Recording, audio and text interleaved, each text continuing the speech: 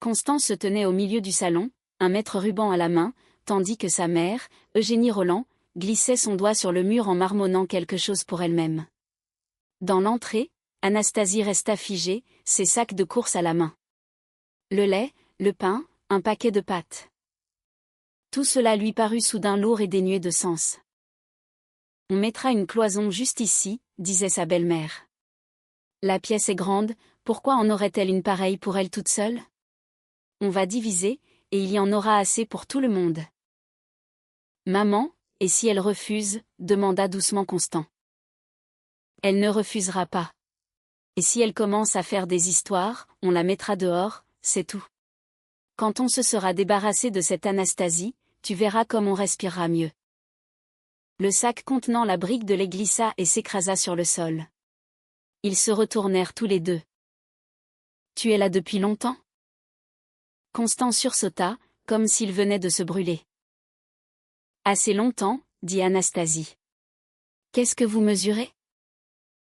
Eugénie Roland ne se démonta pas une seule seconde. Elle prit le maître des mains de son fils, l'enroula avec soin, et le déposa sur le rebord de la fenêtre. Puis, elle posa sur sa belle-fille ce regard tranquille, celui qu'on réserve à une personne dont la vie n'a plus aucune importance. Nous réfléchissons, ma petite Anastasie, à la manière de continuer à vivre. En famille. Tu n'es pas contre la famille, n'est-ce pas? Anastasie ramassa le sac. Le lait ne semblait pas avoir coulé, mais elle n'avait pas la force de vérifier.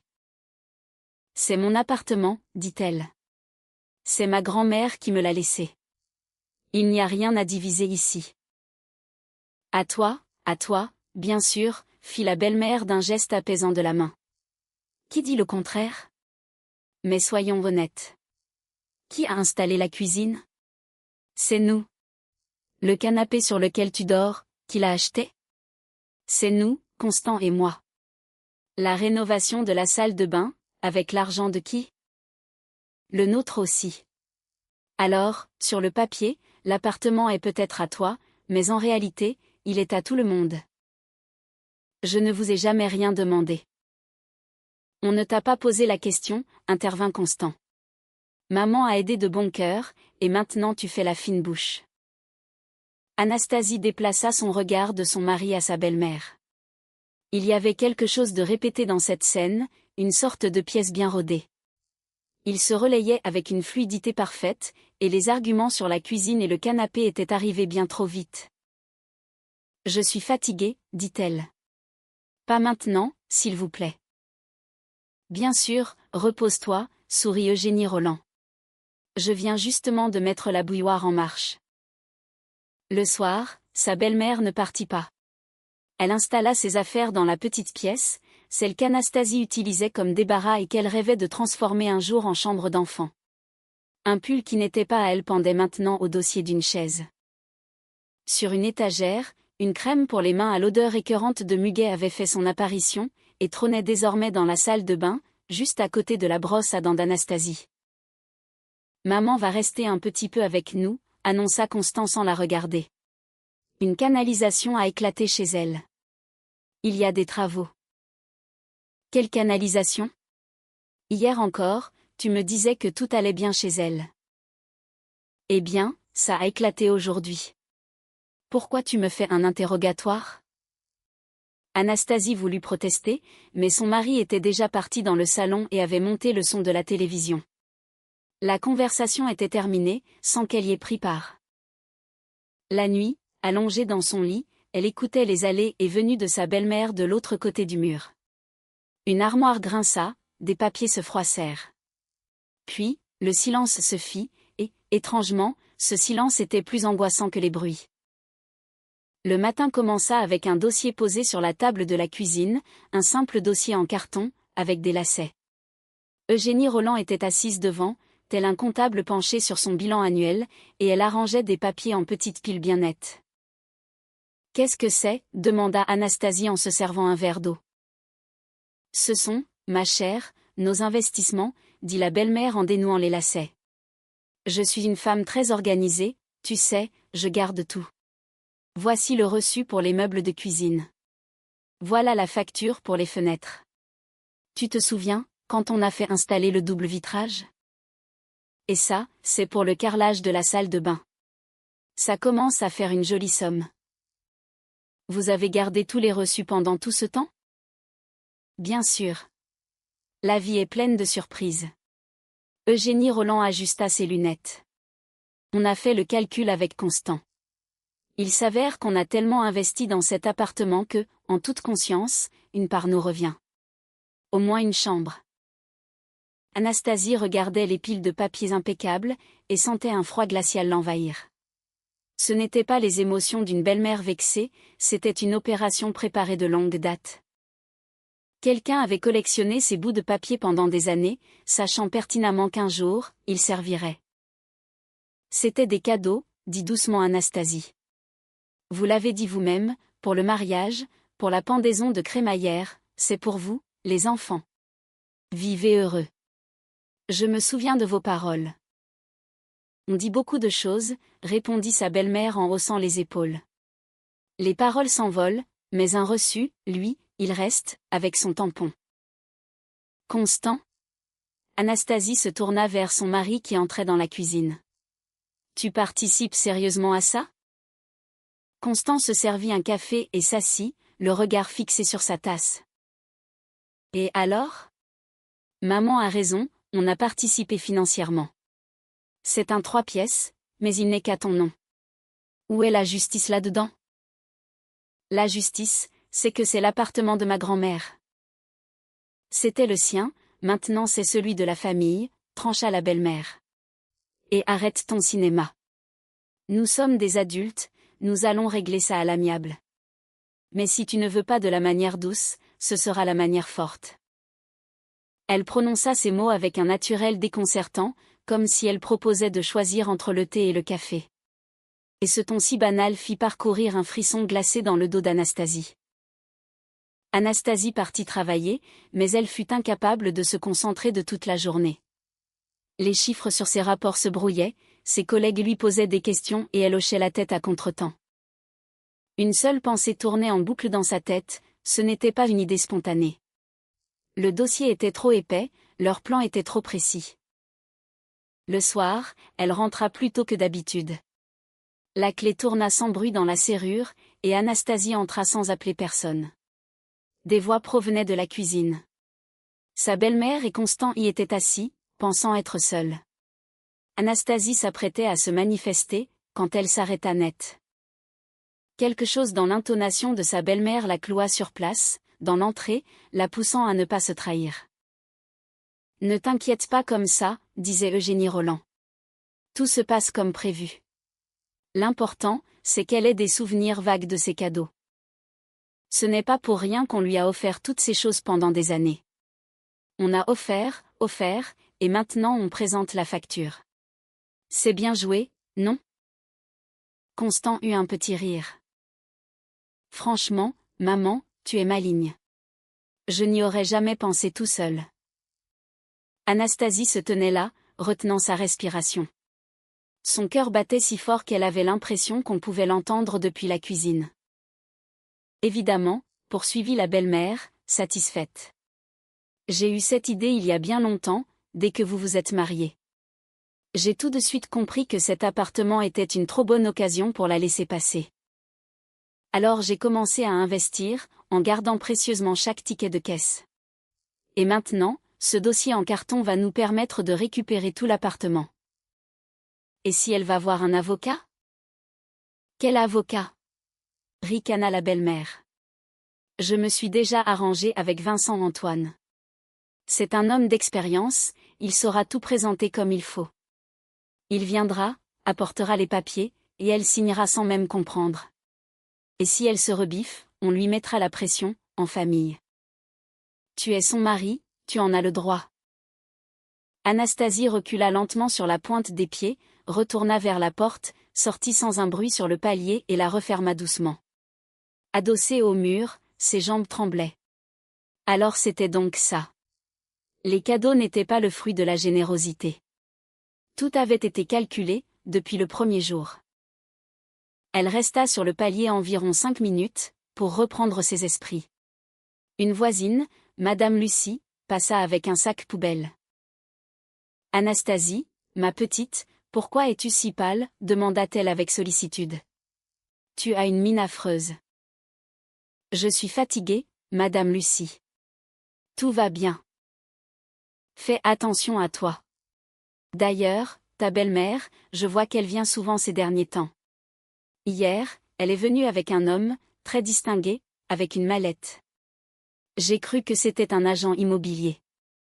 L'appartement d'en face est à vendre, alors j'ai fait le rapprochement. Anastasie se figea. Avec un homme? Comment était-il? Oh, un homme d'un certain âge, un peu dégarni, avec un manteau gris et une mallette en cuir. Ils discutaient dans le hall. Je suis passée à côté. J'ai juste entendu ta belle-mère lui dire que sa belle-fille n'était au courant de rien, et qu'il fallait tout faire discrètement. Maintenant, toutes les pièces du puzzle s'assemblaient. Vincent Antoine était déjà venu inspecter les lieux, faire une estimation, et Anastasie n'en savait rien. Merci, Madame Lucie, dit-elle. Vous n'imaginez même pas à quel point vous m'avez aidé. Anastasie rentra dans l'appartement comme si de rien n'était. Elle sourit, demanda ce qu'il y avait pour le dîner. Sa belle-mère et Constant échangèrent un regard, mais ne soupçonnèrent rien. J'ai fait des pommes de terre sautées, dit Eugénie Rolland. Viens manger. Pendant le repas, Anastasie resta silencieuse, observant. Elle les voyait différemment maintenant. Chaque geste de sa belle-mère, chacune de ses questions, lui semblait faire partie d'un jeu. Là, elle servait à Constant le meilleur morceau. Ici, elle essuyait la table avec le torchon d'Anastasie, comme si elle était déjà la maîtresse des lieux. Anastasie, tu as réfléchi à notre conversation, demanda la belle-mère, l'air de rien. À propos de la part? J'y ai réfléchi. Anastasie baissa les yeux. Je crois que je me suis emportée ce matin. Vous avez vraiment fait beaucoup pour nous. Constant faillit s'étouffer. Eugénie Rolland s'épanouit. Voilà une fille intelligente. J'ai toujours dit que tu étais une fille raisonnable, et qu'on trouverait un accord. On trouvera un accord, acquiesça Anastasie. Mais il faut que je réfléchisse à tout ça. Ce sont des décisions qui ne se prennent pas à la légère. Bien sûr, rien ne presse. La belle-mère était contente, beaucoup trop contente. Cette nuit-là, Anastasie ne dormit pas allongée, elle échafaudait un plan. S'ils avaient un dossier avec des reçus, alors il lui fallait son propre dossier. Un dossier avec les preuves que tout cela n'était que des cadeaux. Elle se souvint des cartes postales. Sa belle-mère adorait en écrire. Pour chaque occasion, sans faute. À nos chers enfants pour leur nouvelle maison, pour le bonheur de votre famille. Anastasie rangeait ses cartes dans une boîte à chaussures, tout en haut d'une armoire. Et sur ces cartes, il y avait l'écriture de sa belle-mère, ses mots, ses vœux. Il devait forcément y avoir une mention des cadeaux. Le matin, une fois sa belle-mère partie chez le médecin et Constant au travail, Anastasie sortit la boîte. Ses mains tremblaient tandis qu'elle fouillait parmi les cartons jaunis. Et la voilà, la carte de la pendaison de crémaillère. Chère Anastasie et Constant, la rénovation de la salle de bain est notre cadeau pour votre nouvelle maison. Vivez heureux. Maman. Anastasie souffla, c'était écrit noir sur blanc. Notre cadeau. De sa propre main. Elle examina les autres. En voici une autre, Anastasie, les fenêtres sont notre cadeau pour ton anniversaire. Que le soleil illumine toujours votre foyer. Et sa signature. Mais il était trop tôt pour se réjouir. Anastasie vida la boîte et sentit un frisson la parcourir. Il manquait une carte, la plus importante, celle pour la cuisine. Elle se souvenait parfaitement d'un carton avec une théière dessinée dessus, « Nous vous offrons cette cuisine ». Anastasie fouilla la boîte 3 fois. Rien. Elle s'assit par terre, les mains sur les tempes. Sa belle-mère l'avait-elle déjà trouvée? Avait-elle deviné et volé la preuve la plus cruciale? Anastasie respira profondément, se forçant à réfléchir. Non, si elle avait trouvé les cartes, elle les aurait toutes détruites, pas une seule. Cela veut dire que celle-ci est simplement ailleurs. C'est alors qu'Anastasie se souvint. Quelques années plus tôt, elle avait mis cette carte dans un petit cadre, avec l'intention de l'accrocher dans la cuisine en souvenir. Le cadre était resté tout ce temps en haut de l'armoire, dans un coin reculé. Elle grimpa, manquant de faire tomber une boîte de décoration de Noël. Ses doigts touchèrent le cadre, le verre, le carton et sous le verre. La voilà. Nous vous offrons cette cuisine. Intacte. Anastasie serra le cadre contre sa poitrine, et pour la première fois depuis des jours, laissa échapper un petit rire nerveux. Elle tenait son meilleur atout.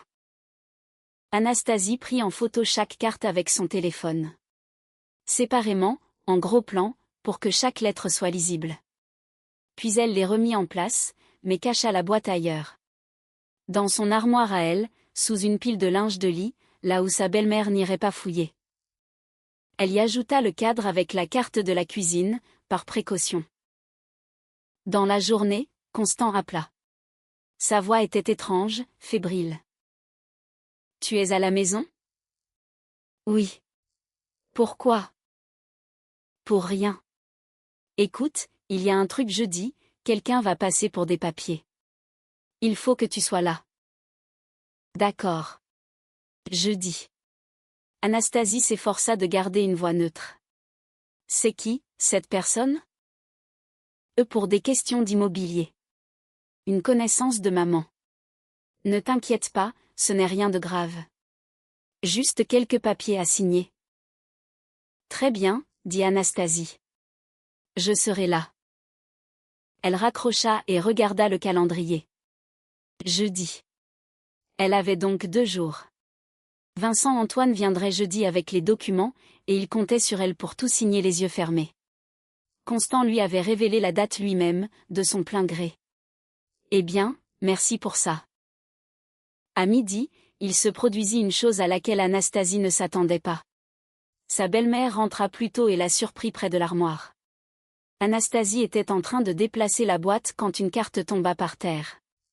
La belle-mère plissa les yeux. « Qu'est-ce que tu caches là-dedans ? » ?»« Je range du linge. » Anastasie poussa la carte sous l'armoire avec son pied. « J'ai pas le droit ? » Regardez-moi cette fée du logis, soudainement. La belle-mère s'approcha, inspectant l'armoire. « Qu'est-ce qui te prend ? Je ne t'ai jamais vue aussi zélée. » « Je mets de l'ordre. Je me prépare pour votre rendez-vous de jeudi. » Anastasie soutint son regard. « Vous voulez que tout se passe dans les règles, n'est-ce pas ? » La belle-mère la fixa longuement, d'un air suspicieux. Anastasie sentait un frisson parcourir son dos sous ce regard, mais elle ne s'y pas. Finalement, Eugénie Roland eut un petit rire sec et se détourna. « Prépare-toi, lança-t-elle. Tu sauras tout bien assez tôt. » Quand sa belle-mère fut dans la cuisine, Anastasie souffla et récupéra prudemment la carte de sous l'armoire. L'alerte avait été chaude, son cœur battait encore la chamade. Sa belle-mère n'était pas idiote, elle se doutait de quelque chose. Ce même soir, la belle-mère était d'une humeur radieuse. Elle fredonnait dans la cuisine en faisant teinter les casseroles. Anastasie vint boire un verre d'eau et la trouva devant les fourneaux. « Eugénie, je peux vous poser une question ? » ?»« Je t'écoute, ma petite. » »« Vous dites que vous avez investi. Vous avez des documents pour le prouver ? Pour que tout soit légal, je veux dire. » La belle-mère arrêta de remuer sa soupe une seconde, puis sourit. « Mais bien sûr. J'ai les reçus, et une personne compétente pour nous aider. Tout sera fait dans les règles de l'art, et avec classe. Ne va pas croire que nous sommes des escrocs. Tout sera fait sur papier. » « Je vois, » hocha la tête Anastasie. « C'est juste qu'on ne sait jamais.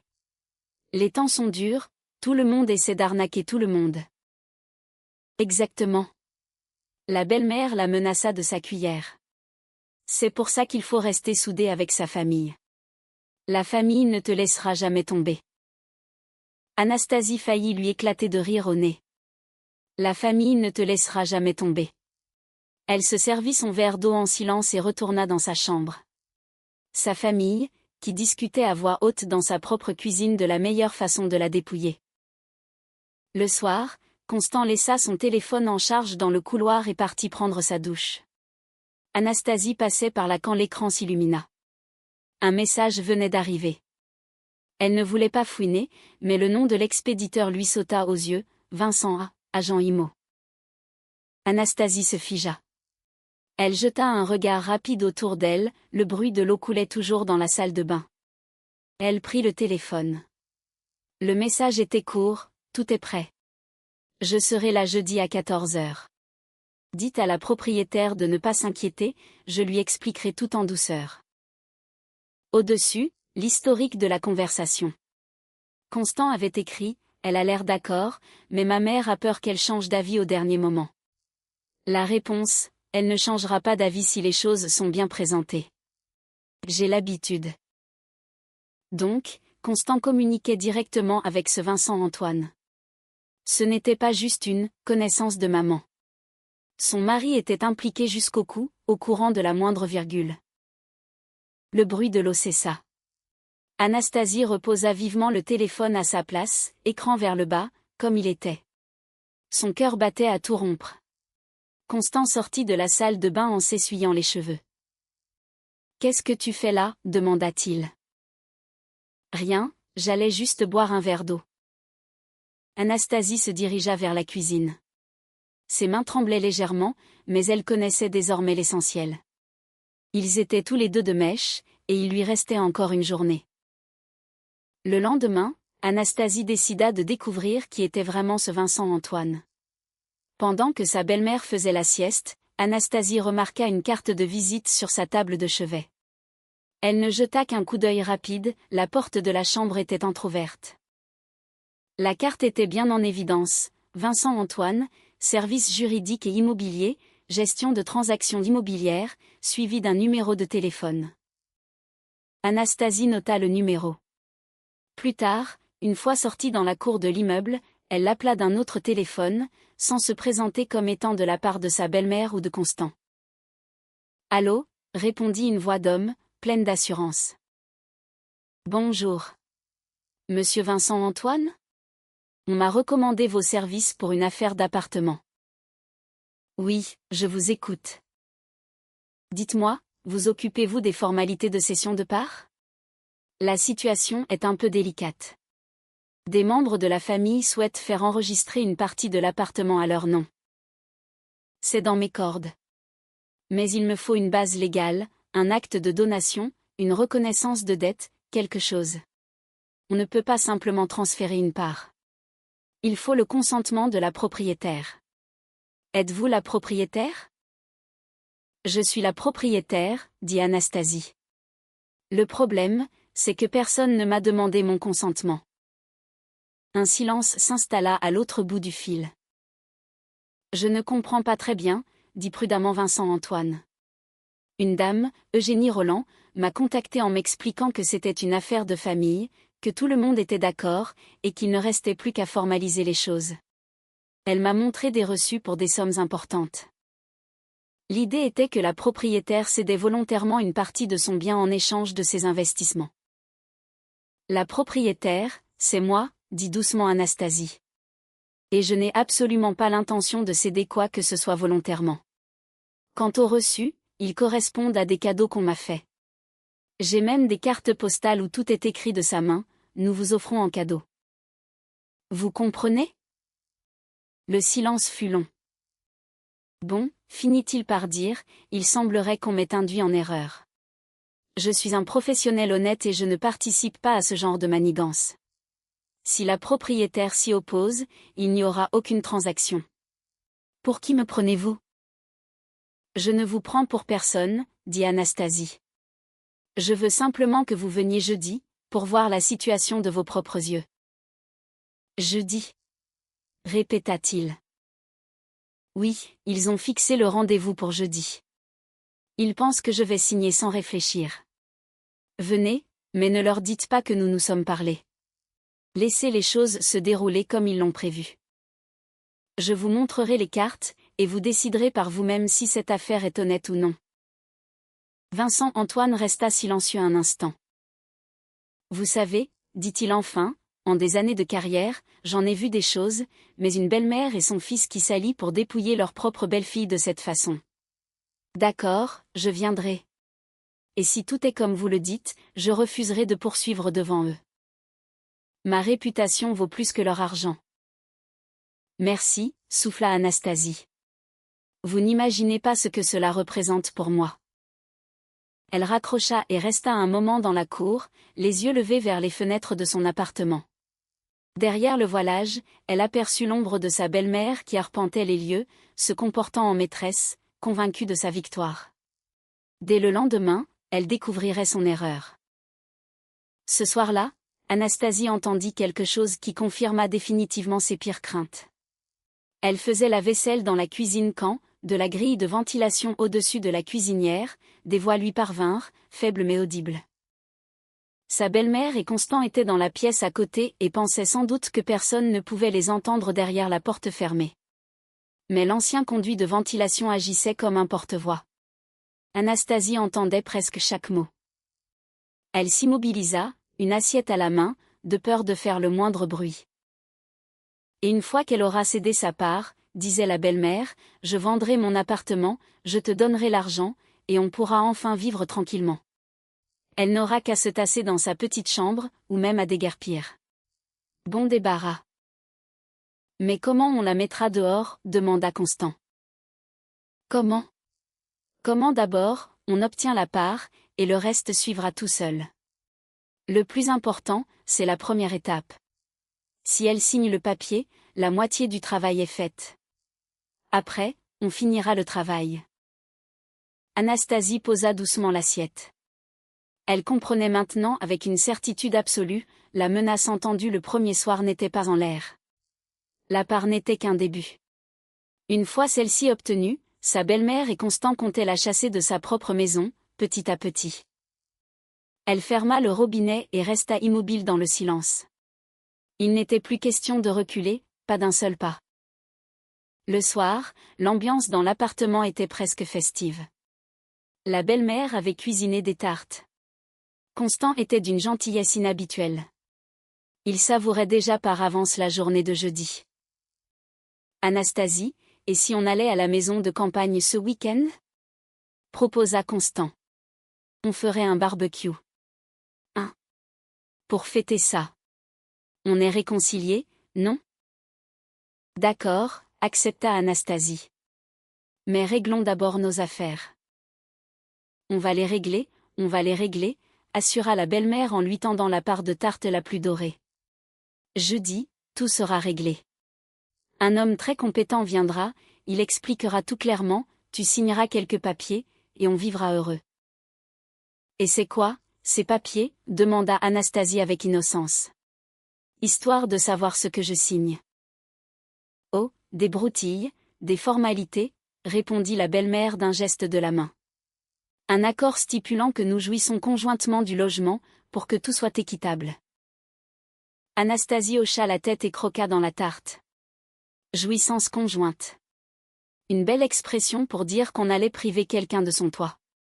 Mais la tarte, il fallait le reconnaître, était délicieuse. Sa belle-mère savait cuisiner. Dommage seulement que ce soit une personne si profondément malhonnête. Mercredi soir, Anastasie remarqua que sa belle-mère s'était de nouveau plongée dans son dossier. La porte de sa chambre était entr'ouverte et, en passant, Anastasie ralentit le pas. Il viendra demain à 14 heures, disait sa belle-mère au téléphone, à voix basse. Toi, Constant, demande à partir plus tôt du travail. Il faut qu'on soit tous les deux là. Je ne veux pas être seule avec elle. Si jamais elle se braque, à deux, on pourra lui mettre la pression. Une pause. La belle-mère écoutait. Oui, j'ai compris. Il amènera les documents déjà prêts. Elle n'aura qu'à signer. Et si elle rechigne, rappelle-lui qui est le chef de famille. Tu es un homme, oui ou non? Anastasie continua son chemin sans s'arrêter. Dans sa chambre, elle s'assit sur le lit et sortit son téléphone. Elle ouvrit les photos des cartes postales. Elle relut encore une fois. Nous offrons la cuisine. Les fenêtres en cadeau. C'était son arme. De petits cartons jaunis que sa belle-mère avait elle-même signés, sans se douter qu'un jour il se retournerait contre elle. Une seconde, la peur la saisit. Et si ça ne marchait pas? Si sa belle-mère trouvait une parade, et si ce Vincent-Antoine changeait d'avis au dernier moment pour se ranger de leur côté? Après tout, elle ne le connaissait pas. Une simple conversation téléphonique, et tout son espoir reposait sur un homme qu'elle n'avait jamais vu. Anastasie lui envoya un court message: « Vous viendrez bien demain à 14 heures ?» La réponse arriva une minute plus tard: « Je viendrai. Je tiens parole. Ne vous inquiétez pas. » Elle relut ces quelques mots plusieurs fois. Je tiens parole. Il ne lui restait plus qu'à y croire. Anastasie se coucha et, chose étrange, pour la première fois depuis des jours, elle s'endormit paisiblement. Demain, tout serait joué. Jeudi. Anastasie avait prétexté être malade pour ne pas aller travailler. Dès le matin, sa belle-mère s'agitait plus que d'habitude. Elle sortit une jolie blouse de son armoire, se mit du rouge à lèvres, se préparant comme pour un grand événement. Et pour elle, c'en était un, l'aboutissement d'un plan mûri pendant des années. Constant arriva pour le déjeuner, nerveux, des plaques rouges sur le cou. Il évitait le regard d'Anastasie et faisait les 100 pas. « Pourquoi es-tu si agitée ?» demanda-t-elle. « Pour rien, j'ai mal à la tête. »« Ce n'est pas plutôt ta conscience ?» murmura Anastasie. « Quoi ?» fit-il en se retournant brusquement. « Rien, j'ai dû rêver. » À 14 heures précises, on sonna à la porte. La belle-mère se précipita pour ouvrir, rajustant sa blouse. Sur le seuil se tenait Vincent-Antoine, un peu dégarni, en manteau gris, avec sa mallette en cuir, exactement comme l'avait décrit Madame Lucie. « Entrez, entrez, notre sauveur !» s'empressa la belle-mère. « On vous attendait. » Il entra, salua sobrement. Il jeta un regard rapide à Anastasie, mais ne laissa rien paraître de leur conversation. Ils passèrent tous dans la cuisine. Vincent-Antoine posa sa mallette sur la table, ouvrit les fermoirs et sortit un dossier. La belle-mère s'assit à côté d'Anastasie.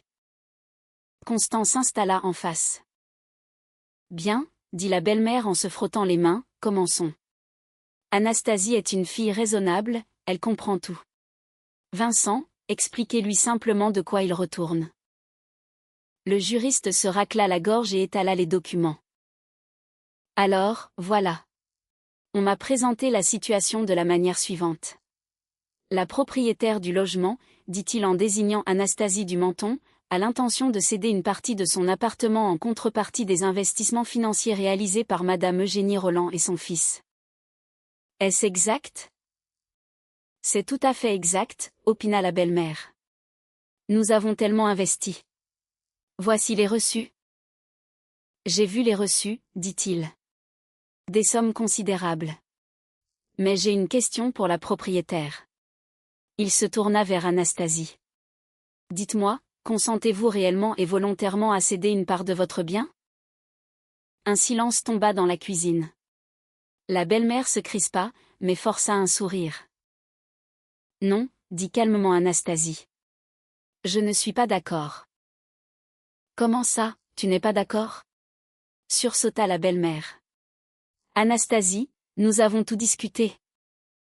C'est vous qui avez tout discuté entre vous, dans ma cuisine, en pensant que je n'étais pas là. Constant blêmit. La belle-mère fut décontenancée une seconde, mais se reprit aussitôt. Quelle bêtise racontes-tu ? Vincent, ne l'écoutez pas. Elle est juste un peu nerveuse. Les femmes, vous savez ce que c'est. Donnez les papiers, elle va signer. Je ne signerai rien. Anastasie sortit son téléphone. Vos reçus correspondent à des cadeaux. Vous m'avez tout offert vous-même. Et en voici la preuve.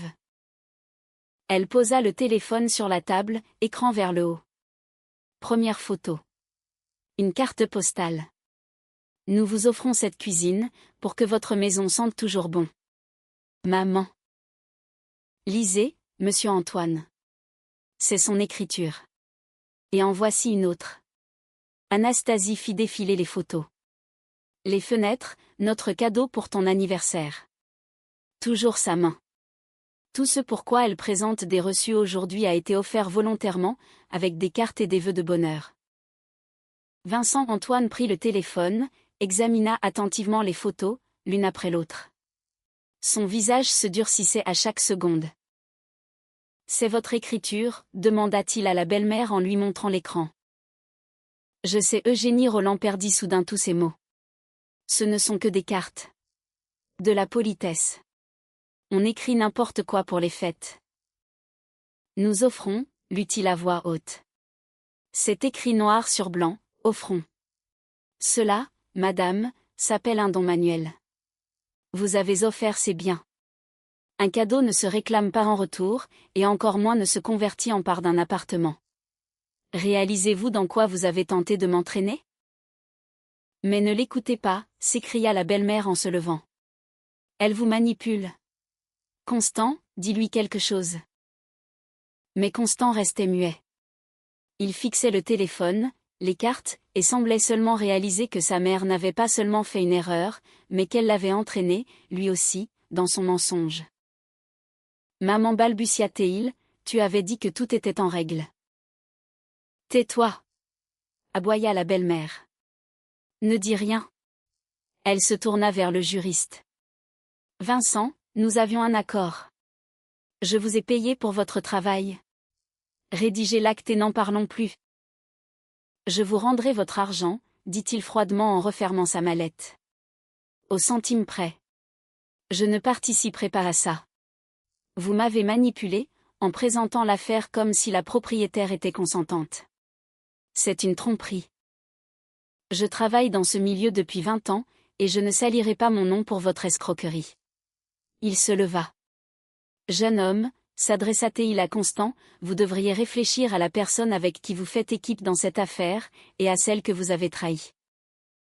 Votre propre femme, votre propre toit, et vous vous apprêtiez à la dépouiller avec votre mère. Constant ouvrit la bouche, mais ne trouva rien à dire.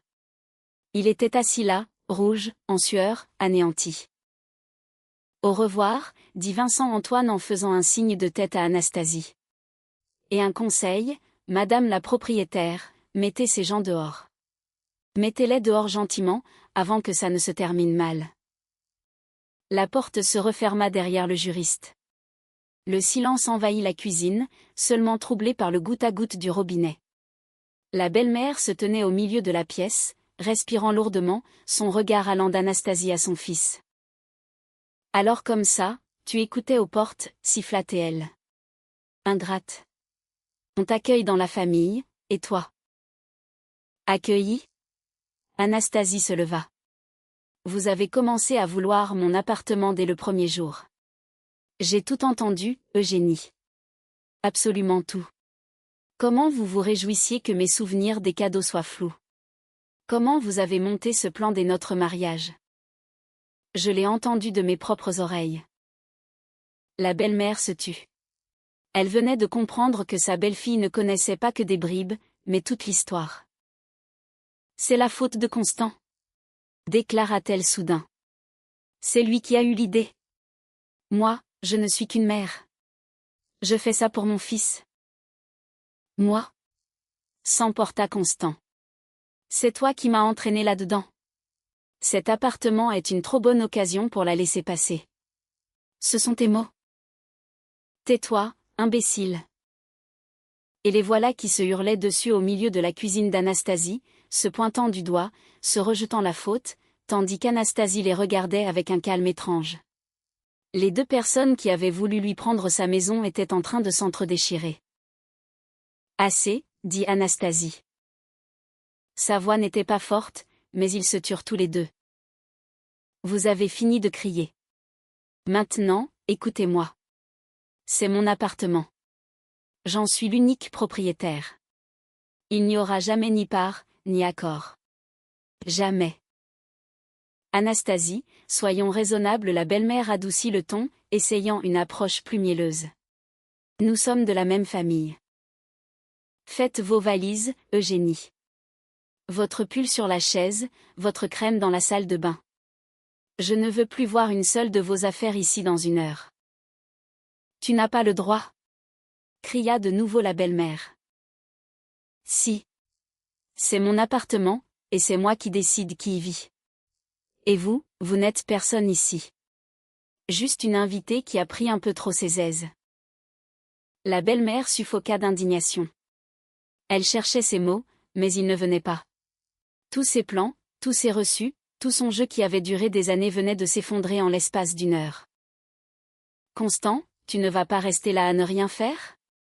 Elle nous met dehors. Constant ne disait rien. Il fixait le sol. Et toi, Constant? Anastasie se tourna vers son mari. Réfléchis. Tu peux rester et essayer de tout arranger.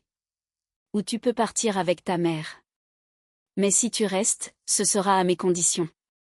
Et sache une chose, la confiance est rompue. Aujourd'hui, tu as montré ton vrai visage. Constant leva les yeux. Il y avait quelque chose de pitoyable dans son regard. Anastasie, je ne pensais pas que ça irait si loin. C'est maman qui a dit. Maman a dit, répéta-t-elle avec amertume. Tu as 30 ans, et c'est encore ta mère qui décide pour toi. Tu as fait ton choix. Tu étais à ses côtés, tu hochais la tête, tu m'as même donné la date du rendez-vous. C'est fini, j'en ai assez. Elle se rendit dans la chambre de sa belle-mère, prit le pull étranger sur la chaise et l'apporta dans la cuisine. Voilà. Commencez à faire vos affaires. Eugénie Roland arracha le pull de ses mains et le serra contre elle. Son visage était tordu par la haine. Tu reviendras en rampant, siffla-t-elle. Tu finiras seule, et tu te mordras les doigts. Plutôt seule, dit Anastasie, que mal accompagnée dans mon propre appartement. La belle-mère fit ses bagages longuement et bruyamment, claquant les portes de placard, faisant du bruit avec ses flacons dans la salle de bain, laissant tomber des objets. La crème au muguet atterrit dans son sac. Puis le pull, les chaussons, la brosse à dents. Elle fourrait chaque objet avec une rage qui laissait entendre que c'était Anastasie qui lui volait quelque chose, et non l'inverse.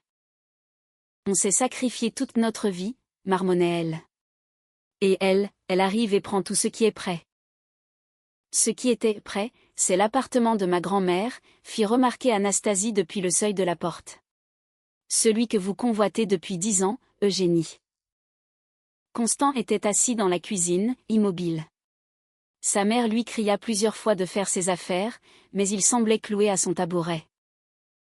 Tu viens, oui ou non? Aboya-t-elle, déjà dans l'entrée avec ses sacs. Plus tard, répondit sourdement Constant. Sa belle-mère le toisa avec un regard méprisant. Lavette, lâcha-t-elle. Sur le pas de la porte, elle se retourna une dernière fois, le visage déformé, les lèvres tremblantes de colère. Et toi, dit-elle en pointant Anastasie du doigt, ne crois pas que tu as gagné. Je vais raconter à tout le monde ce que tu as fait. Comment tu as mis une vieille femme à la rue, comment tu as monté ton mari contre sa propre mère. Raconter, répondit calmement Anastasie. Mais n'oubliez pas de préciser quel appartement vous vouliez partager, et comment vous collectionniez les reçus de vos cadeaux. Je pense que les voisins trouveront l'histoire très intéressante. La belle-mère ouvrit la bouche, mais ne trouva rien à répondre. Suffoquant de rage, elle fit un geste de la main et sortit en claquant la porte si fort que la vaisselle vibra dans le buffet. Un petit magnet tomba de l'étagère. Anastasie ramassa le magnet et le remit en place. Ses mains ne tremblaient plus. Le silence était revenu. Constant était assis, la tête entre les mains.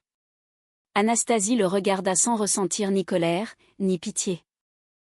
Seulement une grande fatigue et une étrange légèreté, comme si on venait de lui retirer un lourd sac à dos des épaules.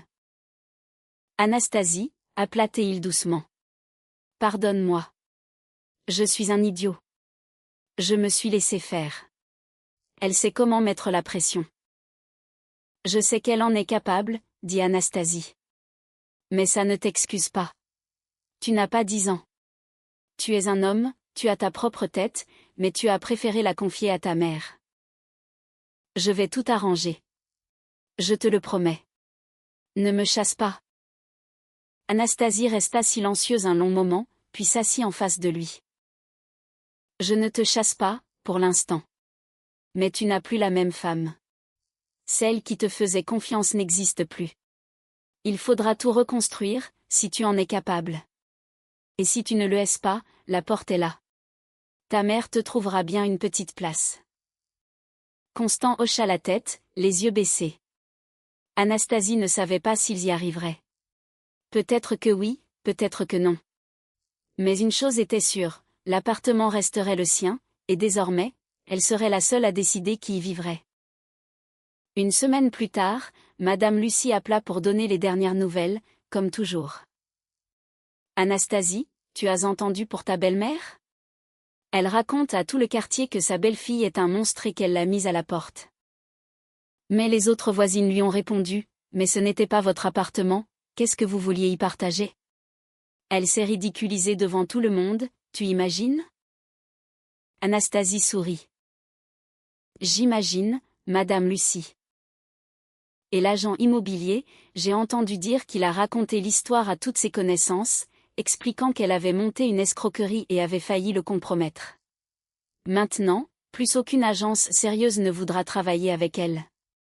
Qui voudrait s'associer à une personne pareille ?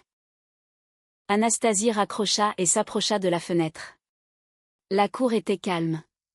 Elle balaya du regard sa cuisine, celle où tout avait commencé, où des étrangers s'étaient partagé sa maison, persuadée qu'elle n'entendait rien. Elle avait entendu chaque mot. Et cela avait suffi à faire s'effondrer tout leur château de cartes.